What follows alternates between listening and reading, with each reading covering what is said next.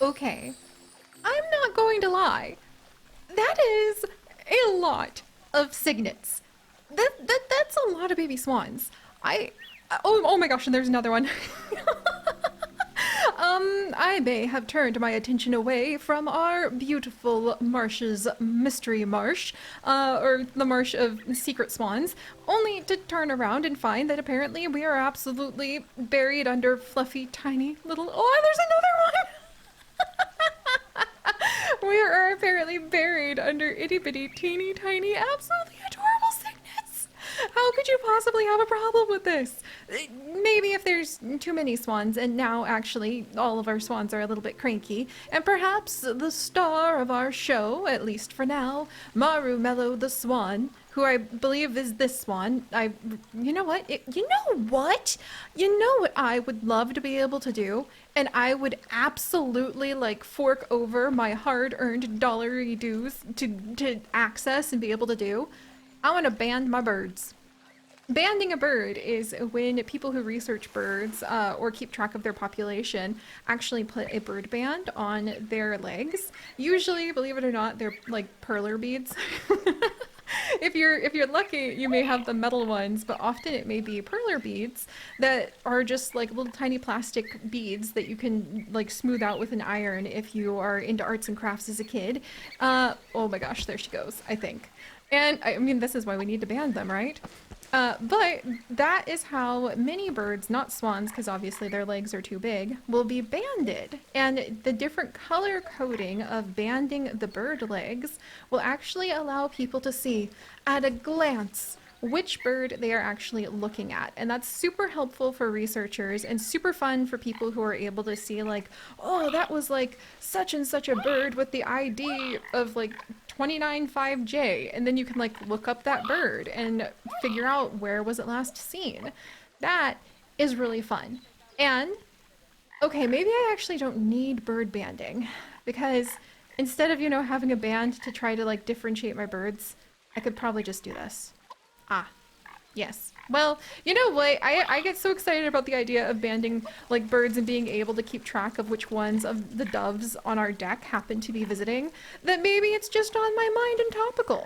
And maybe through the GPS powers, I suppose, of the information collected here in Planet Zoo in our beautiful, yeah, it, um it's gonna be beautiful in the chaotic mishmash mess that is currently the fantasy forest of Fernfall Falls.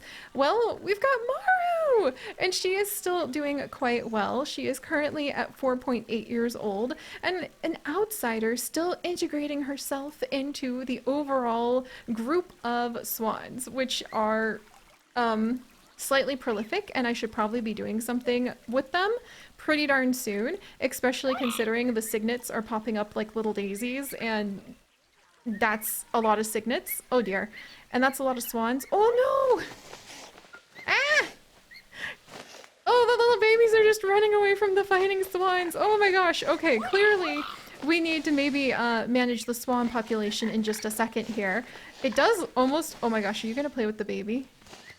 Oh dear. Alright, alright. Okay, so that's Milka. And she seems to be... Oh, you are gonna play with the baby! Okay, everything must stop because tiny baby swan is doing something cute again. You know the rules. I didn't make the rules. I just abide by them. Or a bird by them? Huh.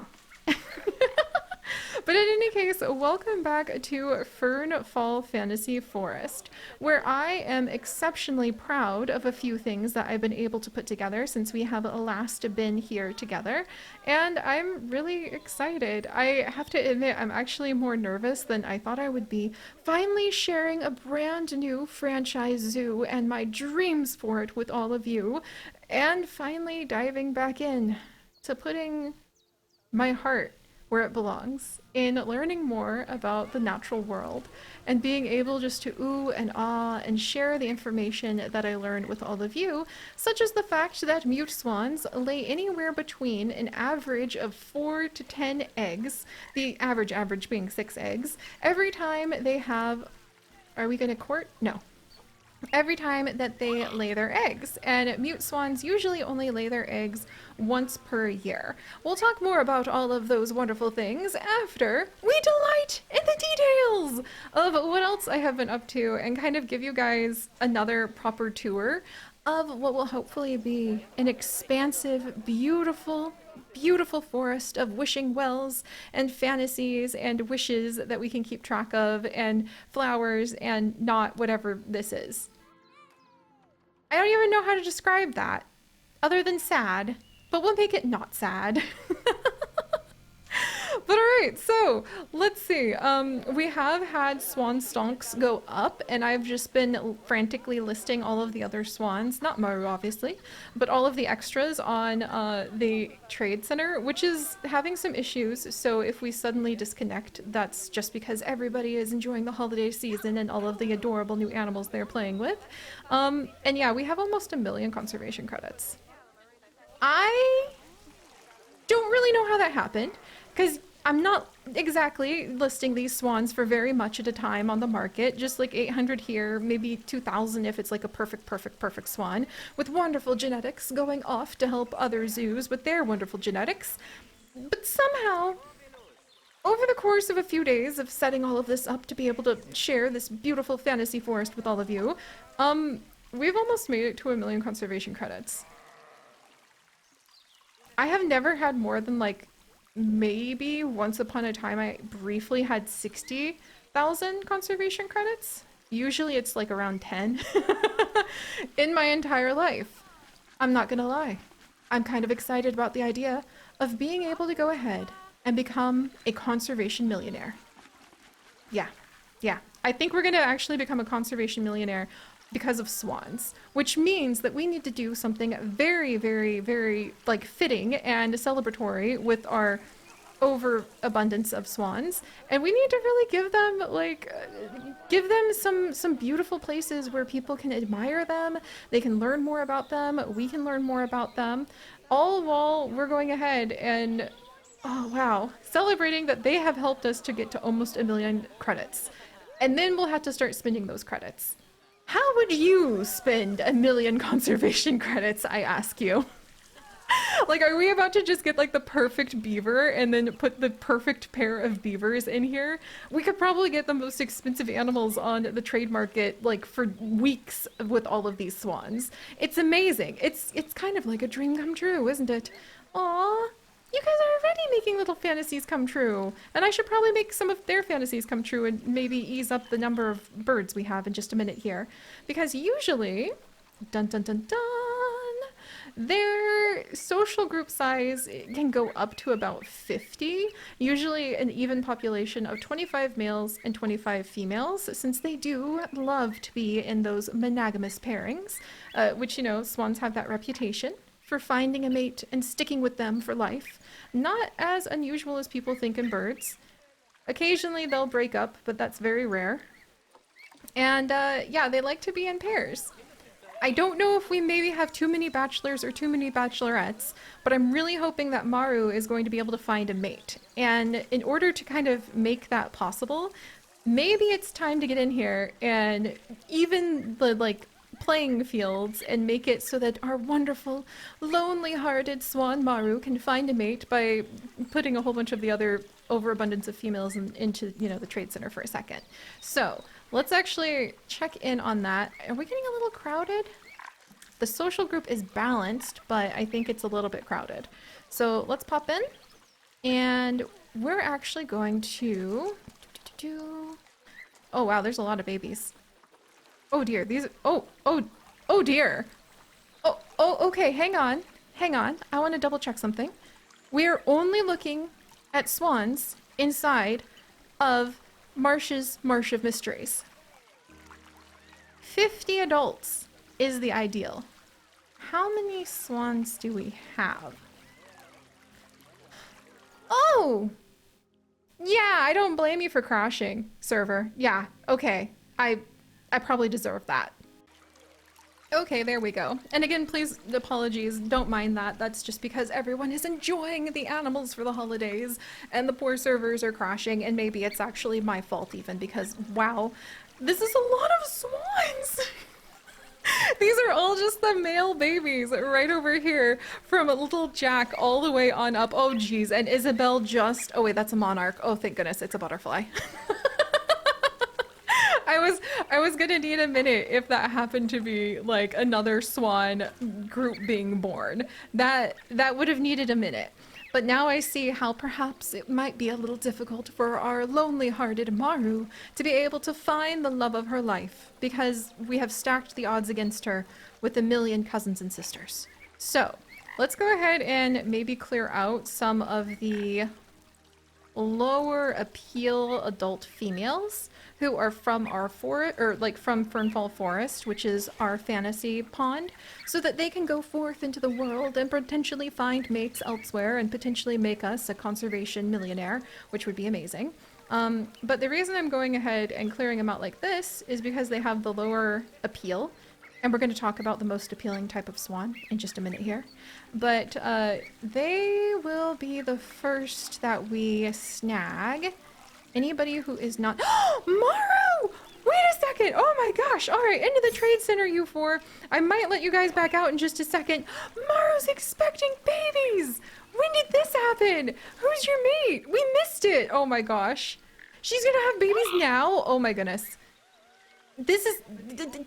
Swan's love waits for no rambling Seri, who is still getting used to everything after my like, holiday season. So, apologies if I'm a little rambly. No apologies. I'm having a good time. And I want to have a good time with all of you. Aw, Maru, of course you're going deep into a little bush to be able to have your babies where we can't see them. That's exceptionally fitting, actually. And you know what? Wherever she happens to have these babies, let's put down a nest. Let's put down a nest that looks kind of like what an actual swan nest would look like. Gosh, we'll have to see. Is she going to come out from behind here? Wow, she's in the thick of it. But is she going to emerge? Because we do indeed have different nests that we can put down that would look quite a bit like a swan nest. For instance, let's see, this waterfall nest would kind of be that. Not the stork nest, but let's see, not the ostrich nest. Okay, I have a lot of different... flamingo nest would ironically be... Oh, wow. Okay, if I separated one of those flamingo nests... Ironically, that would be very similar to what you would expect a swan nest to look like. Swans really love nesting up against the waterways where they can be able to have, hopefully, a little island where they'll have the defense for their eggs and their young, who are called cygnets, once they hatch, by being able to go ahead and have an island surrounded by water. Maru, it's your babies! Wow, you are growing up so fast! Two babies! Oh my gosh. Okay. Oh, 3 babies! Oh wow, we're gonna have to figure out who Maru's mate is in just a second. 4! Oh my gosh, that's a lot. I think that's the most that they can have in our Fernfall Forest, actually. Look at the little ones! Oh my gosh, and they're so healthy! Let's actually go through, and Maru's already passing the like, I guess, fairy torch? What would it be? Like the, I guess it would be like the glowing fairy light or whatever, in our little fantasy forest to the next generation. Let's see what her siblings are. Let's see, flock members, and then she's got some siblings. Oh, she has a lot of siblings. Oh my word. Like, so it's just Maru and then Francesca, who happen to be there's Francesca, the heirs to Maru's skills, basically. So which one is actually a little bit, where are you, my dear? Right here? No, that's Rusty. That's Romulus. There we go. So here's Maru's daughter. And I think this one actually has slightly better genetics than her sister. So we're gonna have Maru the second. Welcome, little Maru the second. We will do our best to keep track of you, and we'll see how long we can follow the mellow line as our adorable swans and cygnets continue to spread out in potentially oversized populations. But that does raise a good point that swan populations, at least in the UK, are doing quite well. The mute swan, which is the most popular type of swan, occasionally the trumpet swan, a different variety of swan, will visit as they migrate through. But the mute swan populations, as of 2016, were estimated to be around 32,000 in the UK alone. I would believe it because I can say almost anywhere that my beloved husband Chips and I went in London and at Kew Garden, there were swans. And there was a mother telling their child, "Did you know the swans belong to the queen?" Like every time we saw a swan, there was a requisite like mother educating their children about the traditions of Britain, which to those of you who are British, how many times have you been told that in your life? I would love to know that because it's just amazing to me how it it was like a bingo sheet. You could just do that. Find swan, find mother with child, passing on this critical information, and I loved it. But all right, so the mellow line continues. Before I can even show you guys one of the major things that I have been working on, which is bringing this fairy tale fantasy beautiful forest to life with none other than books and stories. And the Song of Mute Swans is going to be the place where we can have once upon a time the story of the mellow line of swans. We can put down little pictures to keep track of how the swan family has done, any drama, any big things that happen to happen over their lifetime. And we can also put in, hopefully, some little spots for actual information about swans. And we also are going to make this into a educator zone so that we can go ahead and we can have an educator stand in front of this book and basically teach everybody about how fun swans are and hopefully just give them a moment of excitement and curiosity and grace into their lives. And I spent 2 days on this thing, so I'm extremely proud of it. And I really wanted to show you guys. This is the template for what hopefully the stories that we will bring to life throughout all of Fernfall Fantasy Forest will be, where we will have books open to either real information about the creatures that we share our planet with, or maybe stories. Favorite stories that you guys have. Fairy tales, fables, potentially maybe even ones that you can make up or we could build together. It could be Once Upon a Time, and then we could almost Mad Lib it, and you guys could fill it in with some of the like comments. I could roll a random comment generator, and we could just kind of Mad Lib a fairy tale. Don't you guys think that would be fun? Oh my gosh, that would be adorable. But this this is fantastic. This is the kind of creativity and excitement that I hope to spread through our entire area. And I have to say a huge thank you to the amazing Nightcat, who is the creator of this giant book. Did I and this is a mess. I I want to say like, behold, it's simply art in progress, which it is, but it's also a mess. And one of the challenges we will face here in this beautiful fantasy forest is a challenge that I think is reflective of real life too, where you have a creative idea and trying to figure out how to sort it and organize it and then bring it to life and bring all the pieces together in a way that makes you excited and happy and even surprised at how they all work together. It takes a little bit of work and it takes a little bit of willingness to be messy and experiment. So I refuse to apologize for the mess in my house. Yes.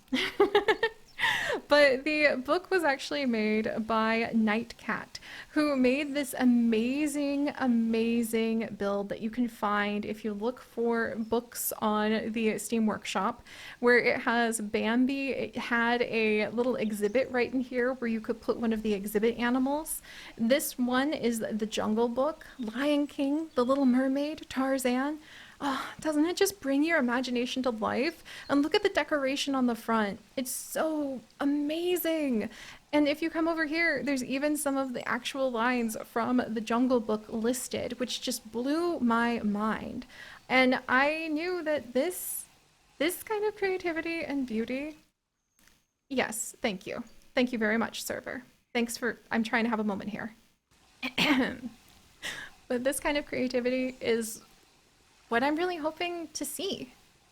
I mean, right now, it's an empty field with a bunch of like random things scattered around it. But I guess what I'm also looking at are paths where we watch prancing pronghorns go by, wolves howling in the distance, and time shared with all of you as we build those places and we share that laughter and we ooh and ah over the animals together, even if it's going to be a little messy and silly. But I'm excited about that. So, also, I wanted to say a huge like props off to Nightcat because not only is this amazing, and are we going to be using the books as a model for bringing all of these stories to life, but also I love Easter eggs with all of my heart. And you know what happens if you go ahead and you take a little peek at some of the things that were built here? If you go ahead and you take off the first page, look at this. If you take off the first page, and there's even a second page that has writing from the Jungle Book in it, there was a beautiful little hidden message. The jungle is full of Planet Zoo animals. What a great game. Keep building so you will get better, and we can create the most amazing zoo in the world. Greetings, Nightcat. How amazing is that? Do you remember the last time you stumbled on just a kind note from someone, just unexpectedly? Because I think that's beautiful.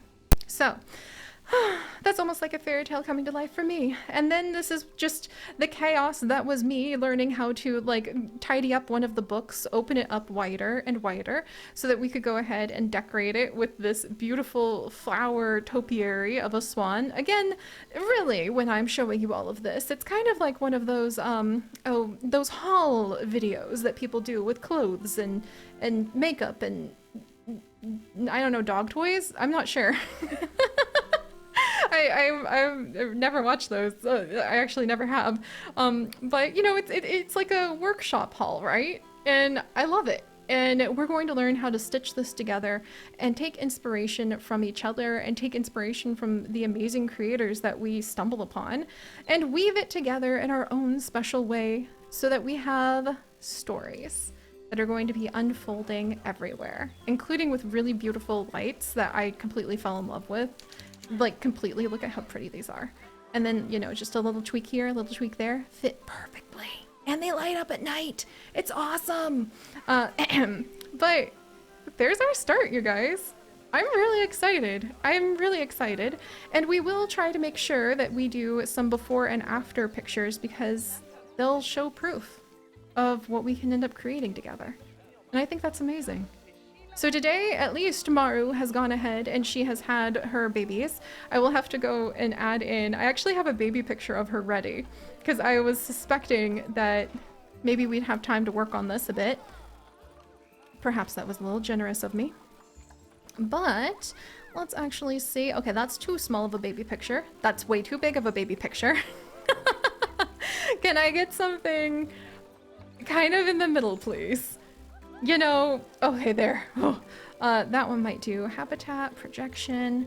All right, let's see. Still kind of big, way too big. Okay, the billboard one might work. Let's see. Almost. Okay, there we go. Now we finally have the itty bitty baby picture we can put in. There we are. And we come up and we're going to have, let's see. There we go. Maru's baby picture, look at that! Ready to go! So that we can go ahead and we can watch as the story grows. Yeah, if you can't tell, that's the theme for my upcoming, like, year of life, is being able to celebrate the way that what we leave behind us, even when it's little tiny things like this, are still something that's different than it was before. And it's part of a story, if we just keep going one step at a time. Or in this case, one frantic, like running after the swans who are already having babies and being absolutely adorable. And oh my gosh, look how cute they are. Wow, they are adorable. Oh yes, and before we go, we also need to chase after chickens! And I have good news, friends! Very exciting news to show you those kinds of delightful details. Let me get close. Let me get really close. To Gizmo the chicken's spot. Oh, oh, oh! I almost heard it! Come on. There it is! We have an ambient speaker now that has very quiet chicken noises that you only really notice if you get right up in the chicken's face. Because I adore chickens. And ooh, look at the lights, I told you! Ah. Yeah. What better way to be part of something magical that feels like a fairy tale than to make it yourself? I don't think there's any more empowering lesson I could leave with all of you and learn today. So with that said, let's go ahead and gather ourselves up another one of these amazing chickens. Booted chicken. Oh, we even have some chickens down here. You look like a duck. The Aracuana chicken. Ooh, the Sumatra chicken. Oh my gosh, this one's really cute. The Houdan chicken. Oh my goodness. There's so many chimkins. They're so adorable. Oh, the Yokohama chicken. Oh geez. And then we have these chickens out here. Oh boy. Oh man. Okay. There's a lot of chickens to pick from. I think I'm gonna pick this one today because this one kind of looks a little bit like the swans, like the black swan and the trumpet swans or mute swans all mixed together. And I think I'm gonna go ahead and I'm gonna put this one on top of this well, if I can get it to like blend in just right. Oh my gosh. Oh my gosh. It's so cute! I can't wait to see all of this just covered in chickens and to know that they're all of our patrons, like chickenified. Well, actually, is that polite? I feel like that's polite because chickens are cool. All right, and there we are. And here, my friends, we have the next chicken. Nature of Gaming, the chicken. Nature of Gaming, thank you so much for making these rambling, silly adventures that usually end up with me telling all of you that I hope you have a wonderful life and find inspiration in the world and that you have the ability to be your own inspiration, given time and care. Thank you for letting me ramble about that and also giving me my daily brekkie orange by being one of our patrons. So thank you. And let me get the little chicken speaker put in. And then, there we go. Oh yes. Oh yes. This is definitely the beginning of an amazing story. Walk, walk, walk, walk, walk. Indeed.